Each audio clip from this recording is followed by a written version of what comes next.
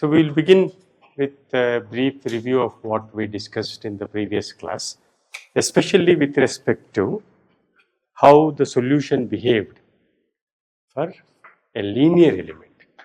In the previous class, we discussed the formulation of a linear element. By its very definition, it has linear shape functions, right? So, we proposed it as an approximate finite element framework for second order ODE. Okay. So, the one dimensional linear element had linear interpolation functions or shape functions. Okay. And we solved a typical example problem. We found that it resulted in a monotonic convergence. Okay. In that particular problem, it happened to converge from below. We had opened up questions about could it be always monotonic convergence or would it oscillate before it converges? We asked the questions about would it be always from below the exact solution or could it be from above, and so on. Okay. I asked you to read more about such questions. Then we also noticed that as we refined that convergence was there, perhaps it was a little slow. I mean 2 elements was no good, 4 elements was a little better, 8 elements was okay, then 16, then 32, then 64. So, we really needed a reasonably large number of elements for a seemingly simple problem. Okay. So, I tend to say maybe it converged somewhat slowly. Okay. That is something we notice with the linear element. We did what we called as the H refinement, H referring to the mesh size of that element, division, piece. So, as we reduce that size, that means you take more and more elements, finite elements in the discretization. So, how would the solution behave? That is what we studied. Then we also looked at the first derivative by the very definition of the linear element using linear shape or interpolation functions. The first derivative has to be a constant in the element. There is no other way about it. So, if you look at the way in which this solution would approximate the first derivative, which could be of interest to us as a physical quantity because it represents say heat flux or magnetic flux or a stress in a solid mechanics problem and so on. So, the first derivative is of interest to us, it is a real physical quantity of interest to us. So, it approximates that first derivative only in a stepwise manner, there is no other way. Okay. So, then we noticed that the step size was reducing, that height jump in the discontinuity of the first derivative at any junction node point, whether you compute it from left side or right side, that step height, that jump was reducing as we refined the mesh. Okay. It is becoming better and better, which meant that for us there is an indication as to mesh is converging in situations where we do not know the exact solution. So, as the mesh is refined, that step size is reducing. Okay. If you do not know the exact solution, this therefore gave us a clue. Okay. You look around any junction node, that junction node is part of a few elements around it, see how the derivatives are behaving in the surrounding elements. If the difference is large, it means that area the solution has not yet converged, approximation is not good. So, you need to refine the mesh. So, that is another point we noted. Okay. Then we said the Neumann boundary conditions were getting approximated better and better with that linear element as we refined the mesh. Okay. So, this was all with respect to H refinement with the lowest possible polynomial, which is a linear element, right. So, we can then ask the question, can I try P refinement, which is the polynomial refinement. So, maybe I could try to use a quadratic element. Okay. So, let us discuss now how I would formulate a quadratic element. And as you would notice as I do the formulation, the working out, the derivation of the formulation will become a little more tedious, okay. And in fact, I would not do the whole of it, okay. I have done it for the linear element, quadratic element, or maybe Saurabh, shall we say cubic element is better for the mid-semester exam. So, let them figure it out, let them work out all the details and so on, okay. I leave it to you to work out all the left hand side, all the right hand side, all the element coefficient matrices and so on. So, you would notice that it is becoming a little more tedious, not really suitable for hand calculations. So, I am preparing you for doing something with that method of formulation. We understand the whole scheme of doing it, but we want a better way of doing it, okay. We will come to that as we go along. So, the procedural wise it is identical to what we have discussed. We have a second order, generic second order ordinary differential equation, linear equation with constant coefficients, some a, b, c like that, okay. So, we have started with that.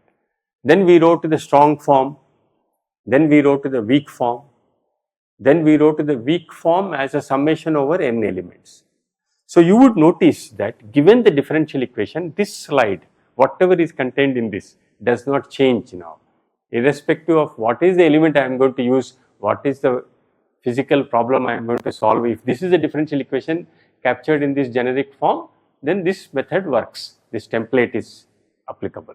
So, I will start off from here, I will define what is the element now, okay.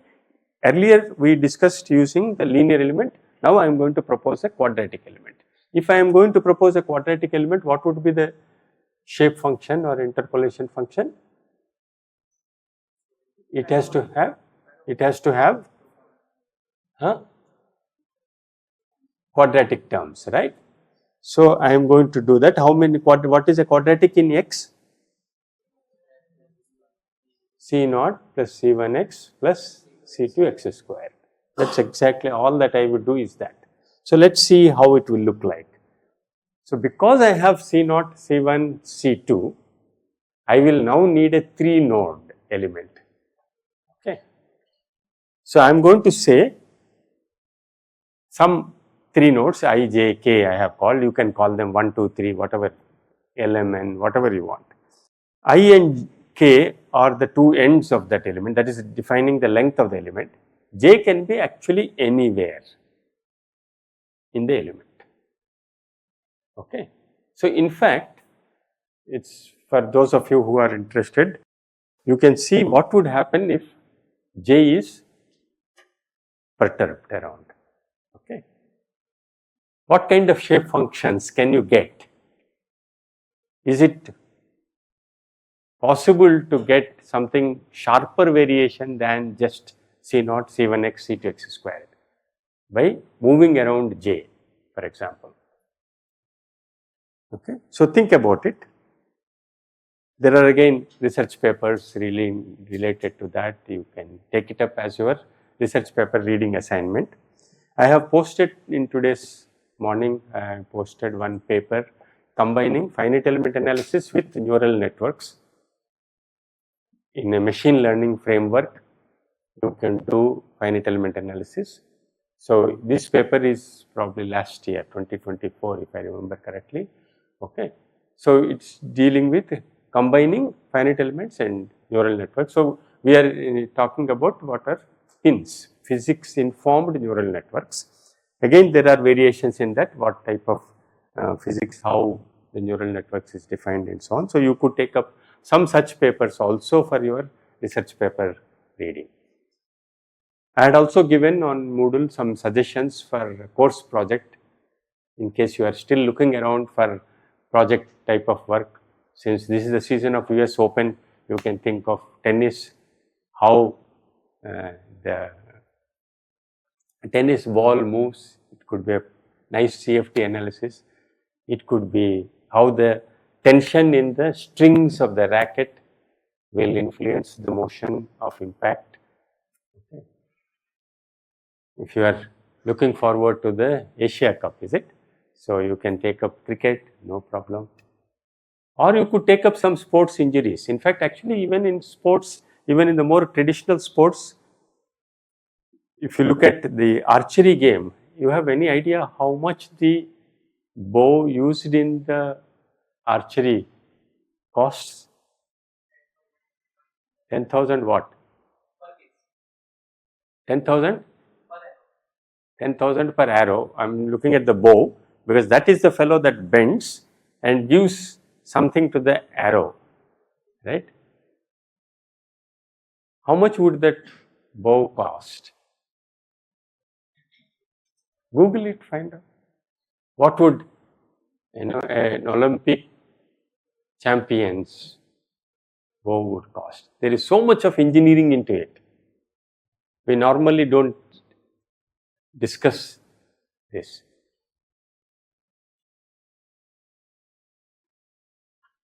It involves materials, it involves the deformation analysis, because everything that the arrow gets will depend upon how the bow and the string are designed, how it is bent, and that what it imparts to the arrow, right? Same is the case with pole vaulter's pole. Okay, so you could take the deformation of a pole vaulter. Okay, do a finite element analysis of that. So you can go on like this, any number of problems, rather than just sticking to traditional examples that you would find online, maybe a gear pair or something like that. That has been done and dusted. You would find probably even PPT slides of the analysis with the simulation results and so on and so forth. Okay, so you can try something nice, new, something of interest to you, so that you enjoy the process of doing that. Okay, so now coming back to this example that we are talking about. So at x is equal to 0, whatever is f of x or f hat of x, c0, c1x, c2x square, it should become fi hat. At x is equal to L by 2, I have put it at L by 2 j naught, so it has to be f j cap, and at x is equal to L, it has to be f k cap. Fairly simple to understand, but actually now what I have to do would be, I have to rearrange, eliminate c0, c1, c2, okay, and then I resubstitute them. So these would be our shape functions, ni, nj, nk. Okay. So this is a process we have to go through every time we define an element, new element, and we have to work out the number of nodes, number of shape functions, what are the shape functions, and so on. And these become also the weight functions, wi, wj, wk. Okay. These are quadratic in nature, so we expect the derivative to be linear, good for us. So it probably will be working out better than the linear element. That is our expectation. So let us see. So we begin to notice, rather, we did not feel it so much here. We begin to notice the derivation of shape functions is a little becoming a little painful. Okay, when it was only 2 nodes, when it was c0 plus c1x, it was fairly straightforward, but now it is a little more painful. If I were to think of cubic, then you can imagine it will be even more painful, which we will do anyway. Okay. So now, how would the shape or interpolation functions look like? In the case of a linear element, I have just shown pictorially that linear element that we got was the black dotted curve. Now I have put within the element there is a node. Okay. So you would notice that it becomes 0, an ni shape function becomes 0 at the node j, okay, and then at the node k. At node I it is 1, because it has to be fi hat itself. So it has to be 1, and when it goes to the node j or node k, it has to be 0. Okay, its influence is not there. If you look at node j, nj shape function, it would be 1 at node j and 0 at I and k. Okay. So that gives you a clue, which we will discuss later on. One dimensions, I really don't need to do it. So this characteristic that we observed right now, that it is a shape function, is something that is unity at its own node and 0 at other nodes, gives you a handle to quickly write down what could be the shape functions rather than going through the entire process. Okay. So we will keep this property in mind, and it is 0 everywhere. Rest of the elements it will be 0, the shape function, and therefore the weight function would be 0 everywhere. That therefore I expect when I derive that the matrices would again be sparse. Okay. That is characteristic feature of our formulation. Now comes the crunch, where you actually have to substitute all these and then do the formulation. Okay. So if you look at this, the whole equation is given at the top. Now we have 3 weighting functions, W1, W2, W3. So I have just shown with respect to W1. Okay. Now what is the left hand side with respect to W1? It involves dW by dx and df hat by dx. Df hat by dx will be that expression in the brackets right here, involving fi hat, fj hat, fk hat, and it would be having linear functions in x, because quadratic differentiated ones will be linear, and dw by dx will again be linear. So you have to multiply each of these terms, dw by dx, into each term in df by dx, and then integrate it over 0 to L. This will now turn out to be involving up to quadratic terms. Okay. Constants, linears and quadratic terms. So the whole thing has to be integrated, and you would get the left hand side first row. Now you have to do it similarly with respect to W2, W3. Similarly, you have to do it with all the right hand side terms. Now if you look at left hand side alone, how many such differentiations, integrations would it involve? With respect to W1, how many integrations did it involve? Let us look at each term, df by dw by dx into dn1 hat by dn1 by dx, then dn2 by dx, then dn3 by dx. So at least 3 integrations are there, because ultimately what is the size of the matrix I am going to get? 3 by 3, right? Because there are 3 nodes, fi hat, fj hat, fk hat. So 3 by 3 matrix. So first row I have 3 coefficients to be determined, so 3 integrals. Then second row again 3, third row again 3. So 9 integrations if I do, I would get 1 element matrix. Okay. Obviously, I am leaving it to you for the long weekend for the homework. You can work it out, feel free. Okay. But I have done it, I will only show you the final result. Okay. Final result will look like this. Okay. 3 by 3 matrix on the left hand side, and on the right hand side, whatever terms you have, you can work it out. Okay. So again, this would be symmetric. So actually 9 integrations are not required. So I would do the first 3, then second equation I will do only 2, third equation I will do only 1. So only 6 are required. Okay. So some saving there, because it is symmetric, thanks to the d squared by dx squared term in the differential equation, and the fact that we used the same w and n. Okay. But you would notice that determinant is 0 again, sum of all the elements in the row or columns, everything will be 0. So you can't solve this equation directly like this, because it is something like a free element. You can't find a solution to this unless you specify some boundary condition. Okay. So you have to substitute the boundary conditions, and then only you will be able to solve. And by virtue of the nature of n and w, I expect that when you assemble, you would get sparse matrices. Now we will brainstorm. Is the template okay? Clear procedure? You will be able to work out. Okay. and you can solve some problems, practice karo, that's not a big deal, correct? Now, I would want you to pause, reflect, question some what if questions. Why did I take only C0 plus C1x plus C2x squared? If I wanted quadratic and I didn't want to do so much of effort, could I have used C0 plus C2x squared or C1x plus C2x squared? If so, how? If not, why not?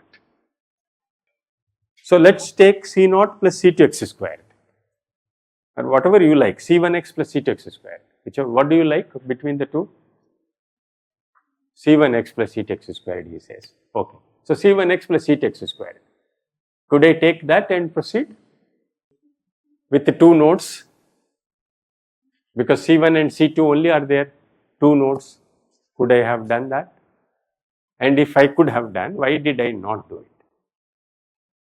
Why you fellows did not stop me when I started with C0 plus C1x plus C2x squared is quadratic, therefore we need three nodes. Why did you not stop me there and said that we could have done with only C1x plus C2x squared? What happens if I drop off C0? What happens? What is C0? I mean, what is that constant element in a, you think of this is your element, whatever is the field variable, what is the meaning physically, what is the meaning of C0? C0 there, C1, C2, initial state, okay. I am not solving any initial value problem actually, these are all still boundary value problems.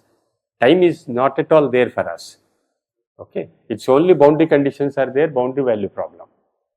Time we will bring in towards the end of the semester. What is C0? Huh? Pardon? Value at x is equal to 0? Okay. Essential boundary condition. You are approximating a function f of x, right? When you say f of x is C0, what does it mean? Constant. Means what? Where is it constant? Throughout the element, right? So, let it be displacement, velocity, temperature, whatever is the variable that you are solving for, that variable is constant throughout the element.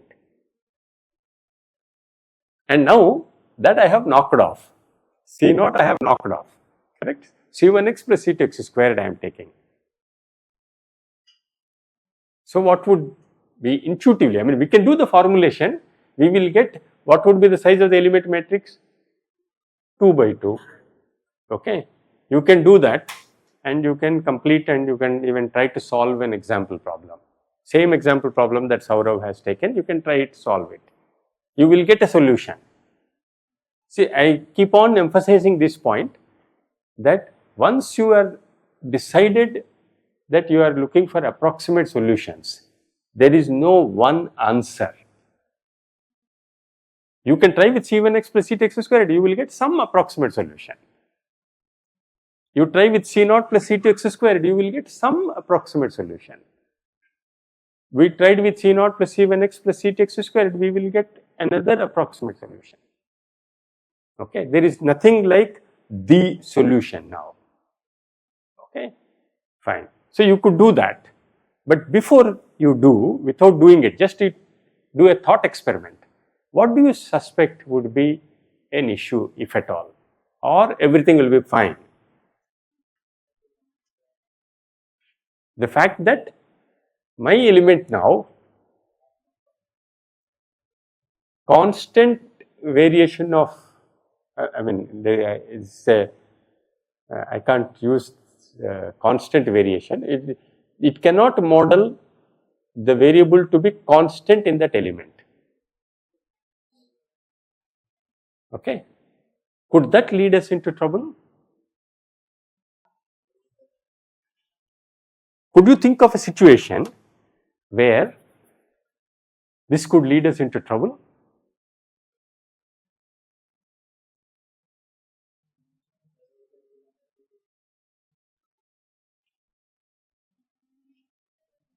Where could there be a subdomain within the domain over which you are solving, right? Could there be a subdomain, some part where the field variable can be constant in a problem?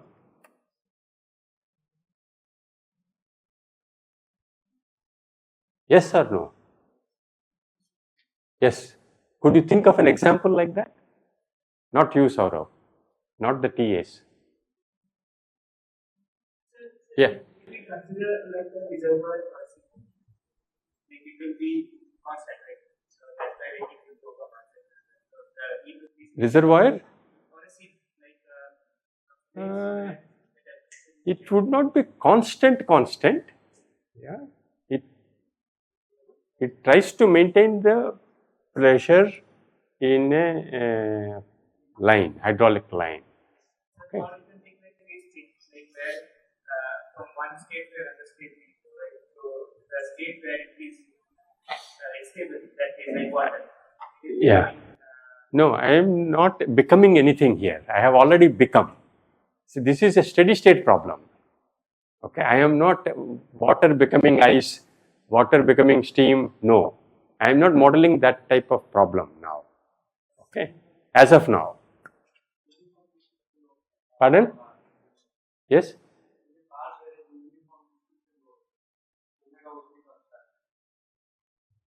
In a bar, okay, I would prefer to call it a rod for obvious reasons.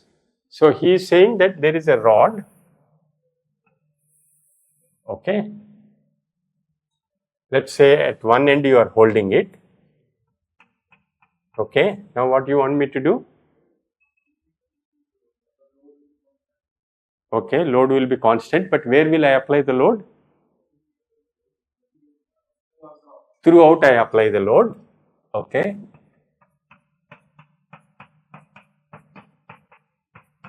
Load is constant, but I am looking for a situation where the variable that I am solving for is the displacement. The displacement should be constant. Hydrostatic state of stress. Then, agreed, hydrostatic state of stress means you are taking a block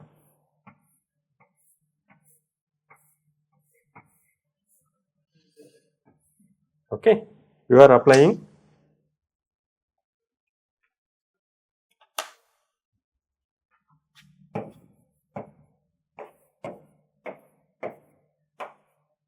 equal compressive stress on all faces, okay, but stress is uniform there. Huh?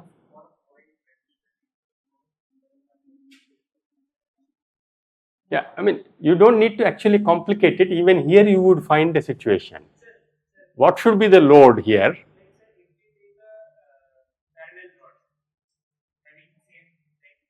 Then you don't complicate it further. With a single rod,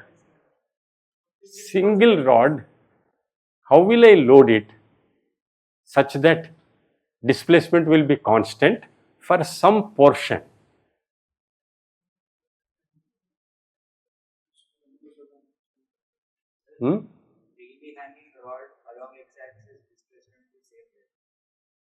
Hanging the rod, what is x-axis, what is y-axis?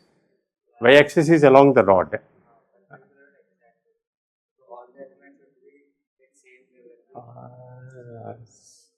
Little tricky. If a rod is extending in the y-axis, then in the x-axis it has to shrink, right? It has to shrink from all directions so that it can extend in this. So total volume has to be, total material is the same. Okay. So if we do linearly varying load, Even simpler than that. Huh? Point load bending. Okay.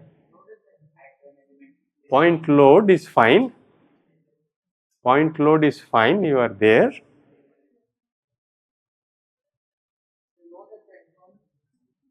Load at the end point. Then the whole thing, if I put the load at the end point,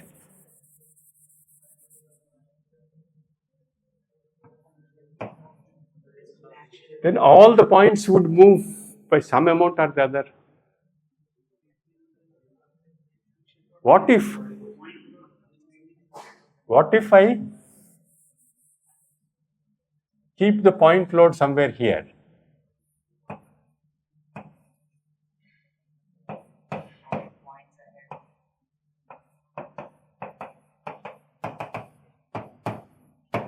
What happens to the points?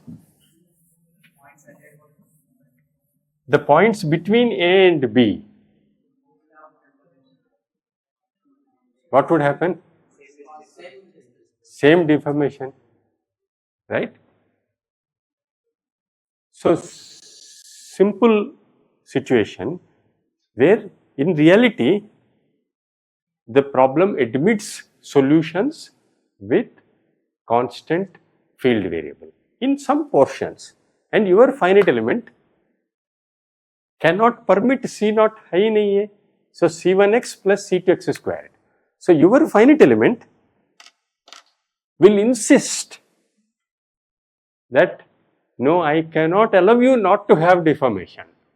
You have to deform. You understand my point? It is like a hammer that you have. So, every problem, whether or not it is a nail, you will start seeing it as a nail.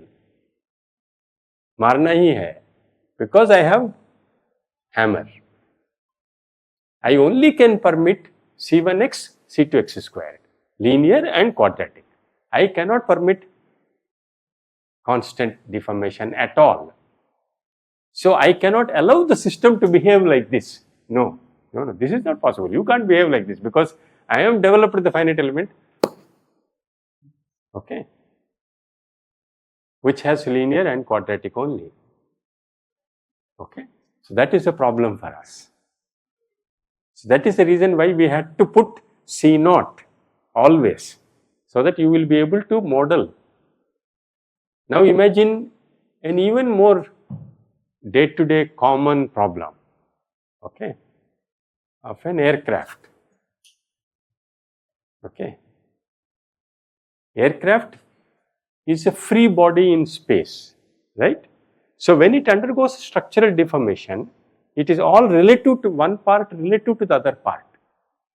There is a rigid body motion superposed on which there is an elastic deformation. Now, you are saying C1x plus C2x squared, so you cannot model the rigid body motion at all. That structure cannot have rigid body motion. So, this is not a good idea to drop C naught. Now, the first one is a little more challenging. Why we can, so C naught has to be there, that is convinced now. Okay. So, now we can go back and say, okay, theek hai, I will leave C1x because I wanted quadratic, but two nodes, similarly less effort. So, why did I not consider C naught plus C2x squared? This is a little more tricky than C naught dropping. Why can we not drop C1? What could be the problem? On similar lines, if you think, what happens if I dropped C1?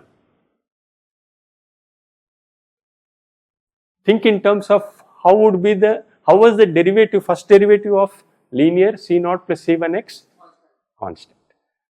So, how was our approximation to the derivative? It was through stepwise. Now, if you look at C naught plus C2x squared, how will be the derivative? Linear.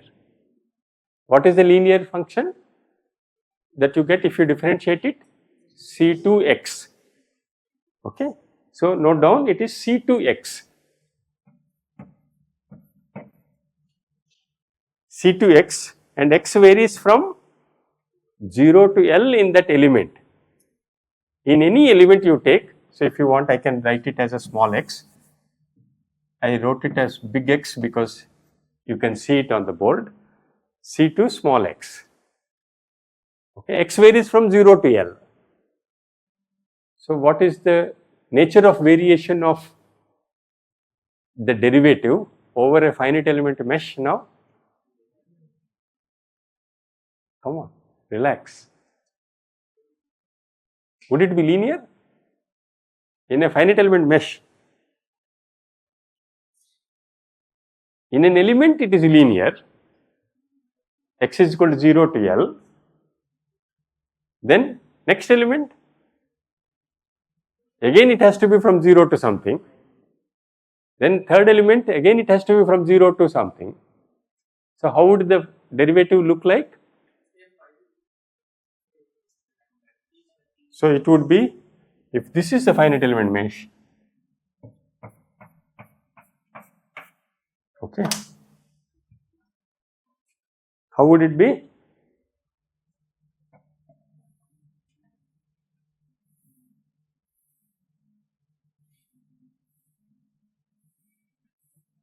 And like that. Okay. This is the only way in which earlier with a linear element it was stepwise. That we thought we can improve it with quadratic. Now it has become like a hacksaw blade. Okay. This is the only way in which it can model it. So, dropping C1 will force the derivative to be all the time, however many elements you use, all the time it has to be starting from 0 and going to some value linearly. Next element again drop it, stop from 0 and go, then drop down to 0, again start from 0 and go. So, there will always be this huge gap. So, it is just that the step shape has changed. The shape has become like a mini ramp hacksaw, it's like this sawtooth pattern. So, you really did not improve the approximation of the first derivative. So, you cannot drop C0, you cannot drop C1 either. That is the reason why we had to choose a complete quadratic polynomial C0, C1x, C2x squared, and therefore we needed to introduce 3 nodes. So, it is not, while I am going to now present a certain template for finite element formulation given any equation, okay, you can't do something blindly, okay. You have to understand each term, what it means, what is the significance of that in the physics of the problem. If it is missing, what would be the impact on the solution, and so on and so forth. You have to do it knowingly what are the terms you are including, what are the terms you are not including, and so on and so forth. While I say so, when we go to more complex elements, I may have no choice but to drop some terms, okay. At that time you have to be worried about what would be the impact on the final solution, okay. So, you have to keep that aspect in mind as we go, but in general we have now formulated, given a differential equation and boundary condition, the finite element process, okay.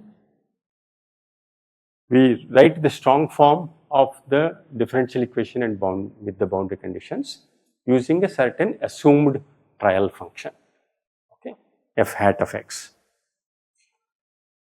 Then we do integration by parts once, twice as needed, okay, and develop the weak form, so that we are distributing the continuity demand on the trial function and the weight function evenly. So, W and N evenly if possible, okay, and develop the weak form. Then we are, till now we are talking about a single continuous trial function, a trial function which is continuous throughout the entire domain 0 to capital L. Now I am going to say in the next step, write the weak form as sum over n elements. Each element can have its own shape functions, interpolation function. So, piecewise continuous trial function. What is the level of continuity you have now? In a linear element, what was the level of continuity that you can say, yes, I can ensure this? What is the level of continuity? Up to the function. Will the function be continuous across elements in a linear element? Function within the element is continuous. Function across the elements is not continuous. Two elements,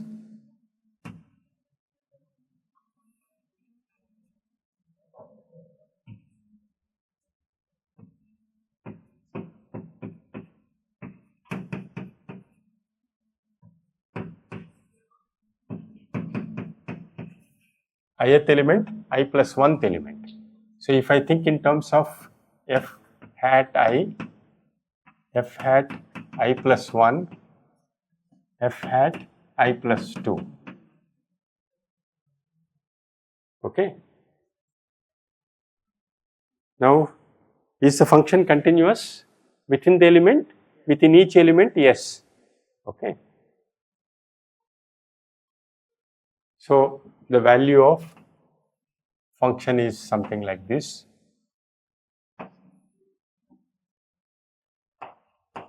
Linear.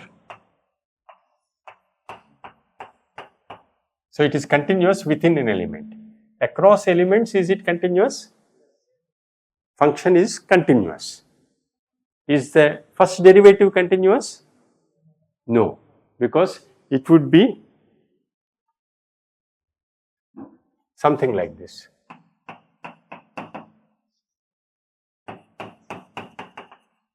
Okay, there is a jump. Okay, so I can guarantee with a linear element continuity up to the function only across the elements, not the first derivative even. Okay, so if you take the quadratic element, I want you to think about it carefully. Am I able to do better than that? Meaning, can I guarantee slope to be continuous? It is linear within an element, the slope. Across the elements, will it be guaranteed to be continuous, or I cannot guarantee? Our benchmark is the exact solution. Exact solution guarantees continuity of the function and all its derivatives, not just the first derivative. First derivative के लिए struggle कर रहे हैं हम. Okay, so you see how the approximate solution will approach towards the exact solution in its behavior, characteristics, properties. Okay, so think about that. So we have posed the weak form as a sum over n elements. You have to be especially wary of questions that I raise in the class and not answer. Okay, you have to go back to your hostel rooms, read, think, and figure out the answer. Otherwise, you will have to figure it out in a time constrained environment in an exam. Okay, so especially the questions that I raise, I ask you to think. You have to definitely be prepared for those questions. Okay, fine. Then I define the element. Till now, I am not talking about which is the element. It could be 2 nodes, 3 nodes, whatever it is. Okay, what are the interpolation functions and so on and so forth. Then I derive the shape functions. Then I substitute it. I derive the element level equations, left hand side, right hand side, all the terms which we have done. Okay. From the linear to quadratic, it became a little more tedious, so I didn't complete it, but I have shown you how it is done. Okay. Once you derive the element level equations, I will assemble them to get the system level equations, I will get matrix equations which are generally expected to be sparse and symmetric depending on the nature of the terms in the differential equation and the nature of the trial function and the weight function we have used. Finally, I will substitute the boundary conditions and solve. Okay. This eightfold path is your path to salvation in this course, right? Eightfold path is whose? Eightfold path to salvation. Okay. Whose? Gautam Buddha, right? Eightfold path to salvation. So for us, finite element formulation again turned out to be by coincidence. Yesterday night I was just typing it down, steps, what could be the steps we have done now, so much of formulation, I want to just consolidate it, steps 1, 2, 3, 4 like that, and I ended up with just 8 steps. So 8 steps to formulate finite elements for any problem defined by a differential equation and the boundary conditions as of now. If there are more complications, we will see them as we go along. Okay. So now what I would do is that I would apply it to, I have done it with the quadratic, so I will apply it to another case which is more of the same basically. Okay. I take a 4th order ODE with constant coefficients.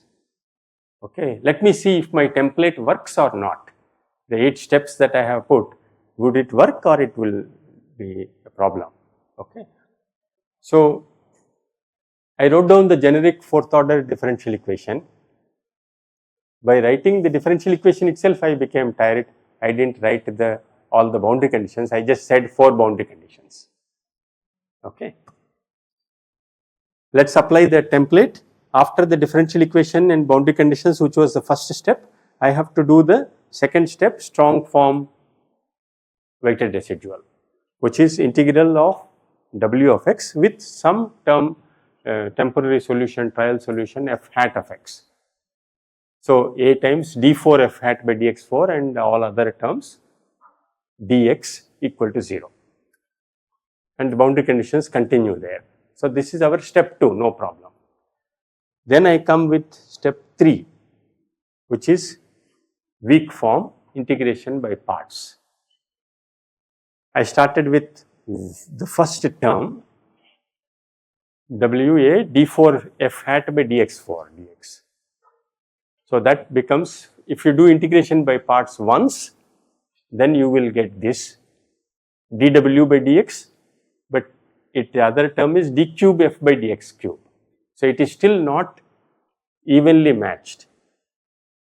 I have not been able to uniformly distribute the continuity demand on both the trial function and the weight function. So I will do it once more. Okay, integration by parts for the integral there. So now if you see here, I have got d squared w by dx squared, d squared f hat by dx squared. Can I do integration by parts once more? Yes, of course I can do it. Will I do it? No. I can do it, but I won't do it because it doesn't make sense. Now the continuity demanded on the weight function will increase, continuity demanded on the trial function will become down.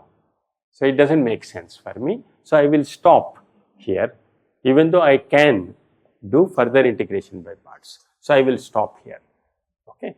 Now like this I have to do, if you go back to the equation, and the second term was this. So again I do the integration by parts, but here I find a problem because it is d cube f hat by dx cube. If I do it once, it became d squared f hat by dx squared, but weight function is still dw by dx. If I do it once more, this will become d squared w by dx squared, the other fellow will become df by dx. So I will never be able to get the same. Okay. So I expect trouble when I do the complete. I can stop here and then do the derivation, but final matrices may or may not be symmetric and all those. Like just as we faced with the second order ODE. Okay. Now, you have to do this for other terms also, but other terms we have already done when we looked at the second order ODE, because if you see the equation, it is this, right. So, I have already done C d squared f hat by dx squared, df by dx and f other terms I have already done. So, I focused on the first two terms only. But now, as a next step in our formulation is to write it as a sum over n elements. So, the first term in that fourth order ODE became this, okay, sigma 1 to n, this whole set of terms. Okay. Then similarly for the second term, third term, fourth term, like that. Okay. So, you will start seeing that I am actually not even writing down other terms. I am leaving it to you as similarly other terms. Okay. So, one of the comments I keep getting in this course is that initial portion you were very slow and we could understand everything, you were nicely working it out and all that, but after a month or so, come September, then you start going fast. It is not really that I am going fast, it is really that it becomes more and more tedious to actually work out anything. If it were to be done like this, a finite element method wouldn't have been as popular as it is now. We would like the computer to do all these kinds of differentiations, integrations to the extent possible. Can I offload it? Okay. So, while we are going through these steps, the template works, no problem at all, but to actually sit down and do it is a pain. So, I am going to see if it is possible to push a lot of these things into the computer. So, that we will see later on. Okay. But right now what I would do is to, because I want you to look at how the method applies to even fourth order ODEs or any differential equation that you take for that matter. So, I will take a special case of a fourth order ODE, which is something that you are all familiar with. So, that is the deformation of a beam. In that case, B is 0, C is 0, D is 0, E is 0. So, it is a very nice simple problem, but involves fourth order ODE. So, EI is A. So, Young's modulus E, I is a sectional second moment of area. Okay. So, EI d4V by dx4 minus Q of x is 0, the source term load. Is there anyone who is not familiar with this problem? Absolutely, right? Everybody knows this problem, right? Whether you remember it now or not, wo alag baat hai. I will definitely review it so that you will become fresh again with this problem. How did we end up getting this equation? That is thanks to Euler-Bernoulli beam theory. So, you looked at a rod like this. You considered a case where you are bending it with a moment. Okay. Moment is applied about an axis perpendicular to the plane of this board. So, it is bending because of this moment, and that line bends into some kind of a curve. If it is a pure moment like this, you assumed that it bends into an arc of a circle, and therefore, these points meet at some point O, which is the center, and R is the radius of that arc. Okay. And this whole thing happened because you assumed that when it bends, so it was straight originally and then it bent. When it bends, any cross section how it bends, if you closely observe, I am saying that all the points in the cross section here, the blue curve is the undeformed beam, the red is the deformed beam, all the points will have the same extent of deformation. If there is any difference in the amount of deformation, it is thanks to my skill in sketching. Okay. So, all the points in the cross section are expected or are assumed to have the same transverse deformation. With this assumption alone, just this one assumption, we have knocked off V, the transverse displacement, being a function of y and z coordinates. So, V has become a function of only x, because all the points in the cross section are assumed to undergo the same amount of transverse deformation. Now, you may wonder what happens to the deformation of points on the lines which are not this line, okay, center line. So, I have shown how the cross section is assumed to look like. We assumed that if the cross section is originally straight and perpendicular to the so-called neutral axis, after deformation also it remains the same. This angle does not change. Why did we assume this? Because it is a very, very neat assumption in the mechanics of solids that you did a foundation course on maybe in your second year engineering class.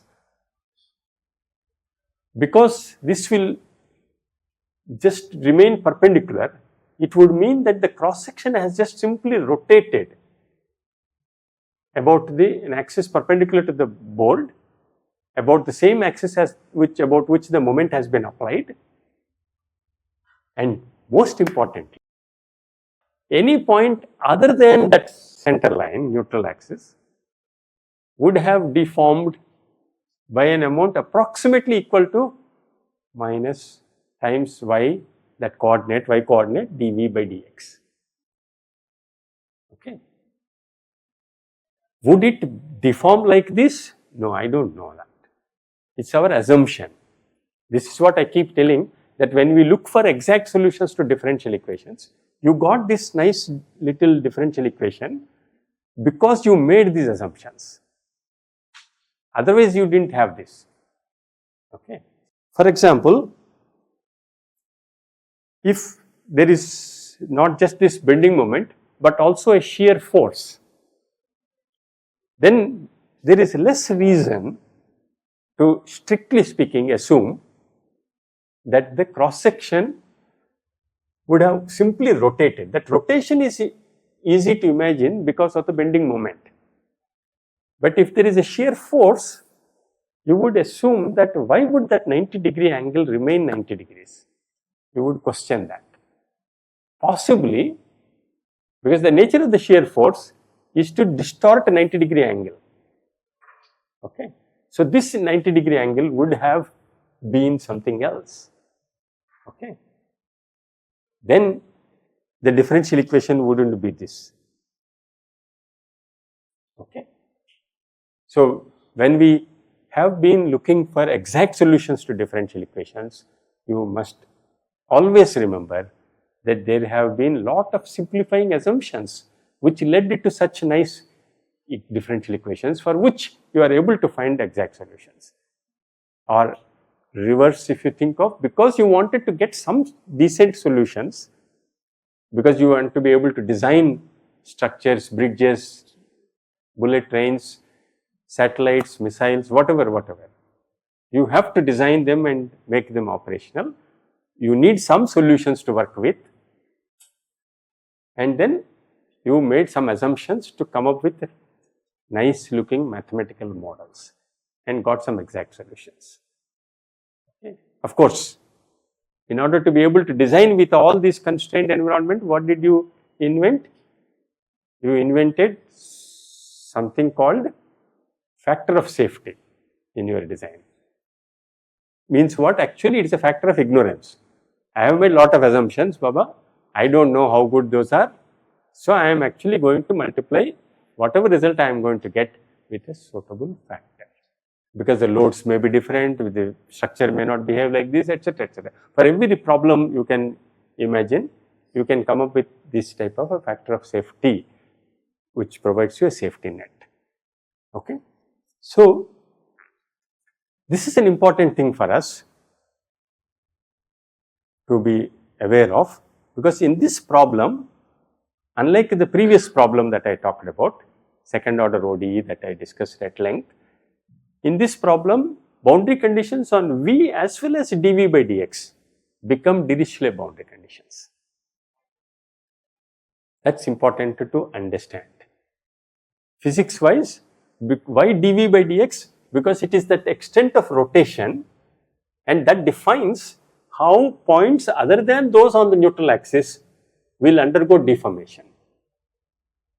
If you think of two cross sections which are originally like this, after deformation they would become like this, right? Two adjacent cross sections in a continuous beam.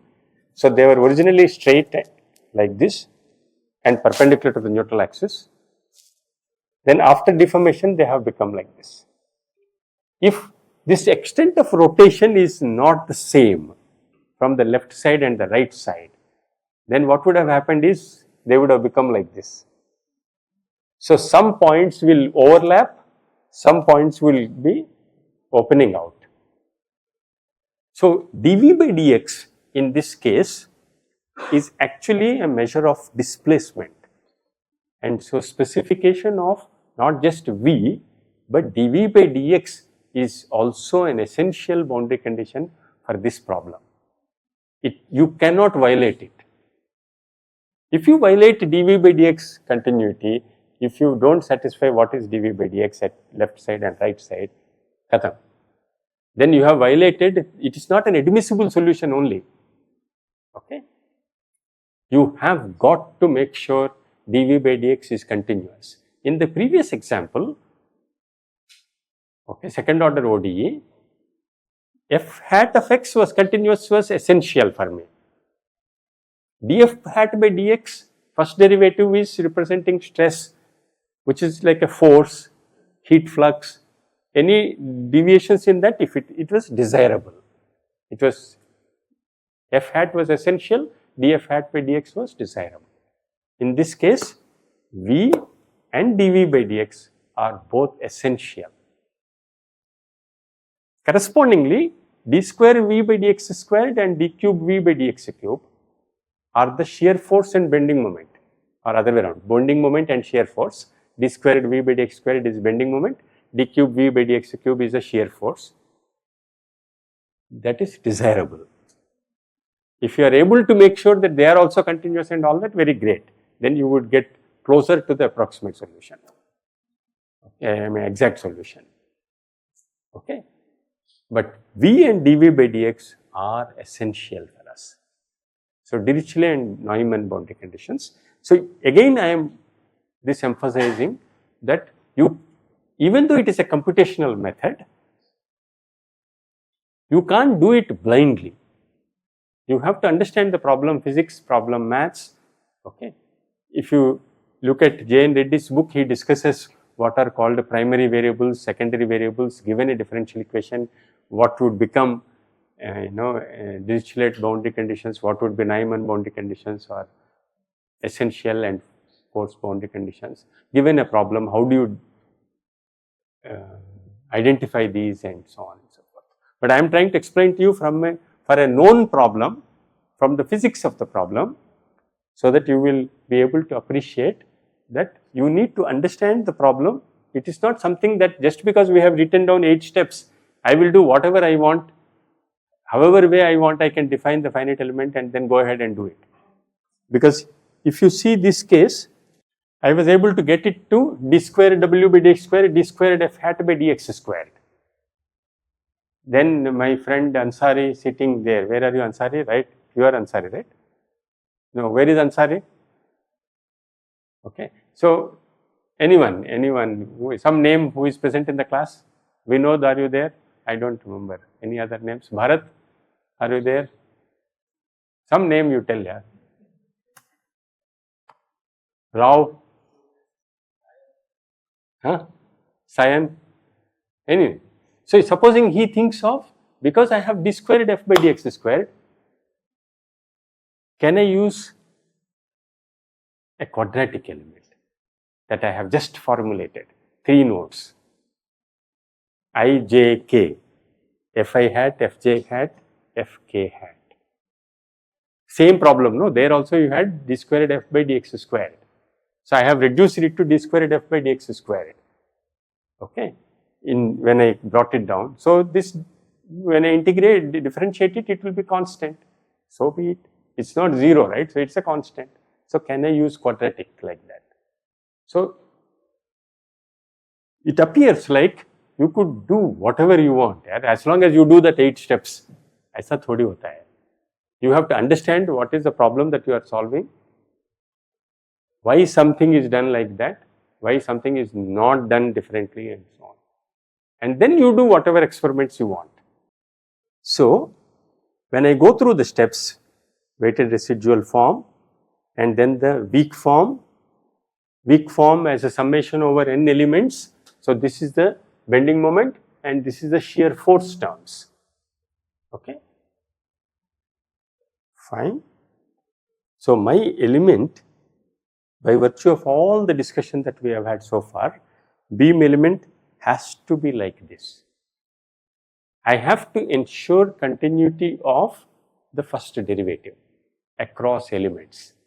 I cannot allow it to be discontinuous. If I allow it to be discontinuous, then this type of deformation will happen. So that's not allowed. Okay, it's not enough that the neutral axis is nice. It's important to think of what happens to the cross sections. If the cross sections have to be together after deformation also, then dV by dx has to be constant across elements, left element to right element at any junction node. Then I have to make sure that it is a nodal degree of freedom, nodal variable dV by dx, so that there is one unique value, whether this node belongs to left element or right element. I will get only one number for that in my solution. So continuity is guaranteed. Okay. So I take dV by dx as the nodal variable also along with V. There is no other way in which I can define the beam element. Is that logical flow clear?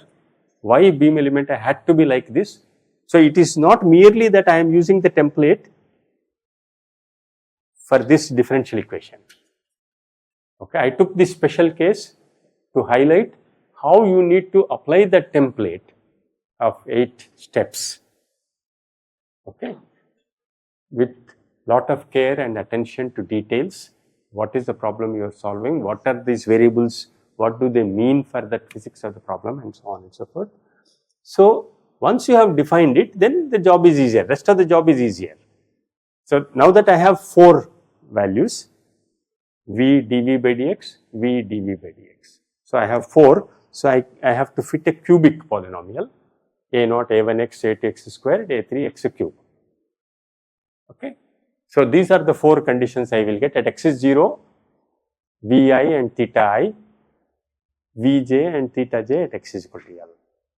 So I have to now find out a0, a1, a2, a3, etc. in terms of Vi theta I, Vj theta j, back substitute it.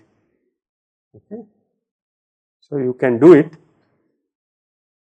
Okay. But finally it will be like this. It's a tedious process now. I have to find out a0, a1, a2, a3 in terms of n1, Vi theta I, Vj theta j, substitute it back, rearrange the terms, all that algebra I have to do. Finally it will look like this. These are the 4 shape functions and the weight functions W1, W2, W3, W4. Okay. For the calculations, I will need the derivatives W and d square W by dx squared, W1, W2, W3, W4, all of them. Okay. So now element level equations. Yes. So you will look at the way in which d squared v by left hand side, if you see, I need d squared v by dx squared, I need d squared w by dx squared. I will do it 4 times with respect to w1 once, w2, w3, w4. So, I will get a 4 by 4 element level matrix, correct. So, you could do it, but I would indicate the terms and stop there, because doing it actually is not that trivial. It will take you probably a good amount of time to completely derive this whole equations. But when you do it, it would, left hand side will look like this. It is a symmetric matrix. I am sorry, L should have been small letter, because L is the length of that element, not the total length of the beam itself. Okay. L should have been small letter. It is a symmetric matrix. You can't solve these equations just like that. Determinant would be 0. So, you have to substitute the boundary conditions, only then final equation will be assembly of left hand side and right hand side. So, right hand side will look like this. First term with respect to each of that W1, W2, W3, W4. So, I will get 4 terms for 4 equations. Next, I will do the second term. It involves dW by dx. So, I will get this. EI d squared v by dx squared is the bending moment. Okay. So, I will have that term replaced as m, and because dv by dx is an essential boundary condition that would be prescribed in the problem, I am insisting that dw by dx be 0 there, just as we discussed when we talked about essential boundary condition f hat of x prescribed, then w has to be 0 there. So, now I am saying dv by dx, that is, that variable also is essential. So, once that is prescribed, I can't allow it to have any variations, no perturbations allowed. So, dw by dx also has to vanish, okay, 0. Okay. Then this is the shear force term. So, I have used your common term that you might have used in your second year mechanics of solids class, V. Okay. So, if I put it all together, it would look like this. Because right hand side are all forces, these are deformations. This is known as an element stiffness matrix. Okay. So, what have we achieved actually in the whole process for this beam element is to replace the differential equation in terms of some element level displacement to force relations through a stiffness matrix. These are algebraic equations. That is essentially what we have achieved. We had followed an 8-step process, that is okay, but final result is to get some element level algebraic equations relating the forces applied on that element with its deformations. Because this element is now free in space, unless you tell what is the boundary condition, it is capable of doing rigid body translations and rigid body rotations like an aircraft in motion. So, you will not be able to find the elastic deformations without prescribing some boundary conditions. Okay. Mathematically, the left hand side equation matrix will be determinant 0. So, you will not be able to solve it. So, if you catch this logic, it is possible to do a thought experiment to think in terms of, say, a 2-dimensional analogy of this would be a plate.